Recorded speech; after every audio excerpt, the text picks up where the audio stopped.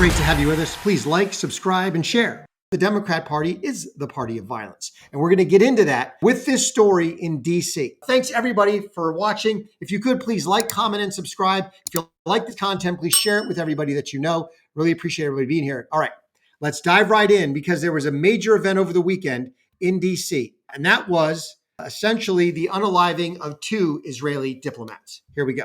An unfortunate incident took place in Washington, D.C. late yesterday night. 2 Israeli diplomats were shot dead as they were leaving an American Jewish event. The 2 victims are Yaron Leschinsky and Sarah Lynn Milgrim. Officials have confirmed that they were a couple and a wedding proposal was scheduled for next week. President Donald Trump was quick to blame anti-Semitism for the incident. The lone shooter has been identified as a 30-year-old man from Chicago, Elias Rodriguez, who was heard shouting "Free Palestine" while taken into custody. The incident comes days after Israel launched a fresh ground offensive in Gaza. Prime Minister Benjamin Netanyahu has received a lot of flack from European leaders especially. And in the aftermath of the DC killing, Israeli Foreign Minister Gideon Sa'ar accused European governments of incitement. Another minister said that British, Canadian and French leaders have all in different ways emboldened the forces of terror. Now, this is a major statement to make right after 2 Israelis have been killed on American soil. The war in Gaza has spilled out of the Middle East clearly in a political way. Washington's foreign policy towards Israel has split the American society. Powerful pro-Israeli groups continue to wield influence in politics, while a growing wave of younger college students are voicing against what they are calling genocide. I'm Ananya Datta for Hindustan Times. Now, this issue threatens to completely split the Democrat Party. The Democrat Party was already in free fall. They were already leaderless, feckless, policyless. They don't know what they stand for, but this threatens to absolutely split it. There was already a war between the ultra woke left and the establishment left in the Democrat Party. Now, you saw this begin to bubble up in the campaign. Remember the constant, every time Kamala held a rally, there were protesters, pro-Palestinian protesters, demanding that they would draw support for Israel. Now, the only real intact voting bloc that the Dems have is the Jewish vote. The Jewish vote still votes absolutely, it's almost unanimous. It's not 100%, but overwhelmingly, the Jewish population in America votes Democrat. But the Jewish voting bloc within the Democrat Party is now being opposed by the ultra-woke, pro-Palestinian, pro-Hamas, pro-terrorism voice within the Democrat Party. And it is that side of the party that gives rise to things like this. We're going to replay this clip because this is who it is. This is who that part of the wing, that wing of the Democrat Party is actually producing. Here we go. Outside.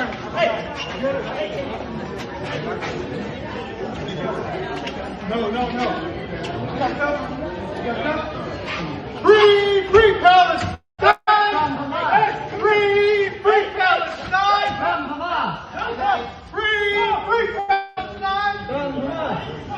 This is the textbook definition of political violence. Is there any shame? Is there any fear? No. He's head held high, going to prison for life. If he doesn't, I don't think there's any death penalty in DC. He is going to prison for life for unaliving 2 Israeli diplomats, 2 young people on the verge of getting married. They have nothing to do with policy.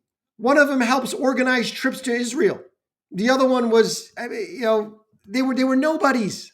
It wasn't like they were unaliving a cabinet member or a member of the IDF. No. So this is what the Democrat Party produces now. And now they've got a major war between the Jewish wing of the Democrat Party, which is fundamentally part of the establishment, part of the wing of the party that has the money. They are the donors. They're still far left, but they are establishment far left. They're all in for the LGBTQ agenda. But when it comes to this issue, you have to support Israel. And it's one thing, they could live with the ultra woke factions, but the idea that the ultra woke factions are now openly supporting Hamas and absolute anti-Israel to the point of violence measures is going to force a huge wedge in the Democrat Party. Now, just to give you an idea of who this guy is. So here's the shooter himself, Elias Rodriguez, he fundraised on GoFundMe to attend anti-Trump resistor conferences. He's BLM.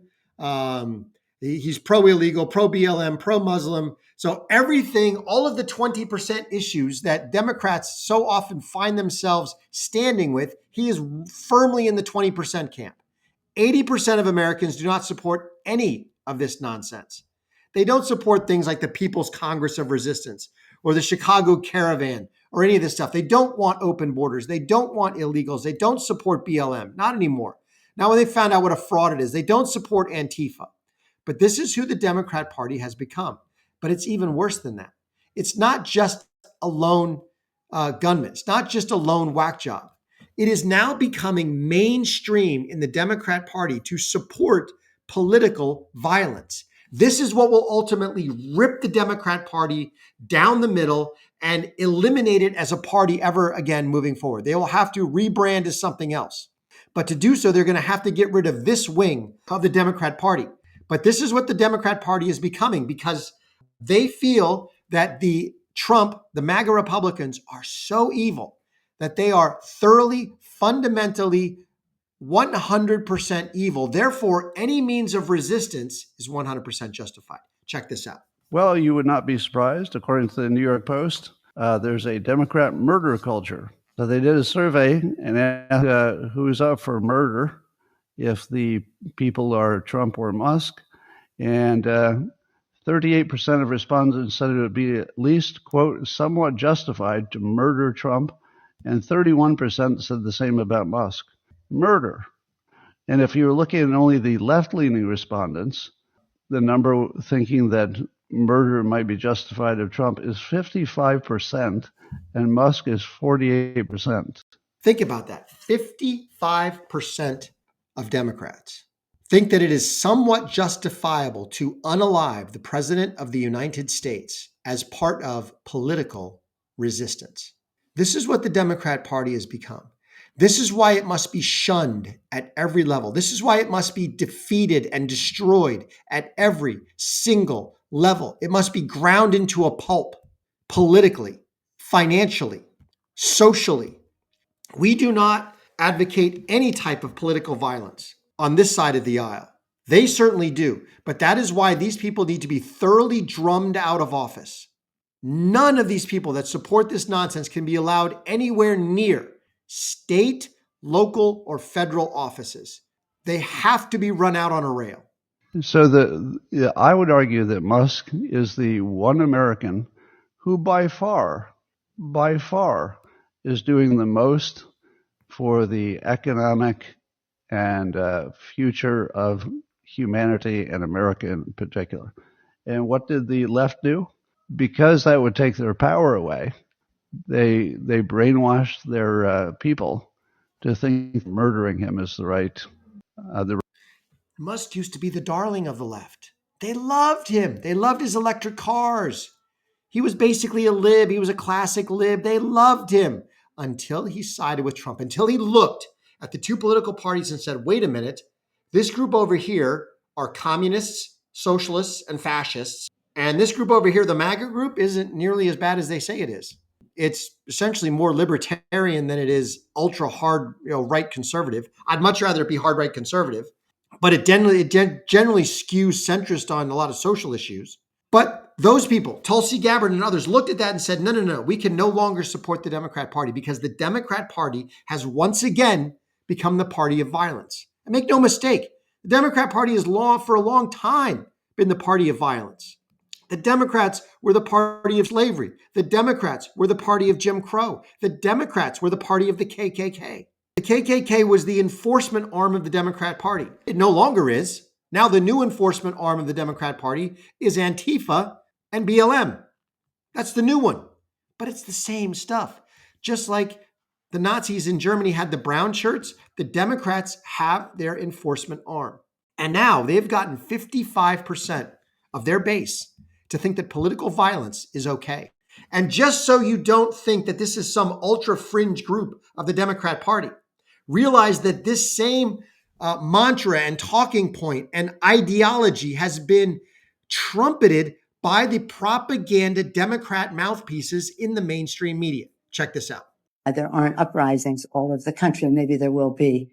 People need to start taking to the streets. This is a dictator. You know, there needs to be unrest in the streets for as long as there's unrest in our lives. Enemies of the state. Show me where it says that protests are supposed to be polite and peaceful. Do something about your dad's immigration practices, you feckless. When they go low, we can. How do you resist the temptation to run up and wring her neck? Biggest terror threat in this country is white men, most of them radicalized right up to the right. Why? Yes. He came down the escalator and called Mexicans rapists and murderers. He said, well, what do you think I should have done? I said, I think you should have punched him in the face and then gotten out of the race. You would have been a hero. I'd like to punch him in the face. I said if we were in high school, I'd take him behind the gym and beat the hell out of him. Punch some people in the face. When was the last time an actor assassinated a president? They're still going to have to go out and put a bullet in Donald Trump, and that's a fact. This is the message they've been trumpeting for years. Ever since Donald Trump rolled down that escalator, they have been talking about the fact that he needs to be unalived and that his supporters need to be unalived, that they need to get in our face and choke us out and hit us, take us out back and beat the hell out of us. Punch us in the face over and over and over again. This is what they support. This is who the Democrats really are. If you are a Democrat and you're watching this show, wake up to what your party is actually all about. Jasmine Crockett, Ayanna Pressley, Ilhan Omar are the new faces of all this. Ilhan Omar was asked, a reporter came up to her and she was asked about the unaliving of the two Jewish diplomats. And all she said was, I'm leaving now. I don't even want to talk about this. This is the civil war that is going to erupt. I think it's going to be delicious because we're going to be watching it inside the Democrat Party. And Donald Trump is the party of law and order. They will not take for this happening to any of their supporters. They will not tolerate this happening to federal officials. Hence, McIver, the congressman from Jersey, is being charged, and they're possibly going to charge her accomplice in the assault on federal ICE officers. So Trump's not having any of this, but this is happening in the Democrat Party. I think it's going to be delicious to see what happens. But this is who the Democrats are. Keep your head on a swivel because this is what they believe. We have tragedy in DC, but what it really does is it focuses the light squarely on what the Democrat Party has become. I really appreciate everybody rolling up. Really appreciate everybody being here. Thanks so much. Remember, God is good and he is sovereign. It'll all be good in the end. Please like, comment, and subscribe. Until then, share Chris Highland Show with everybody that you know. Thanks so much.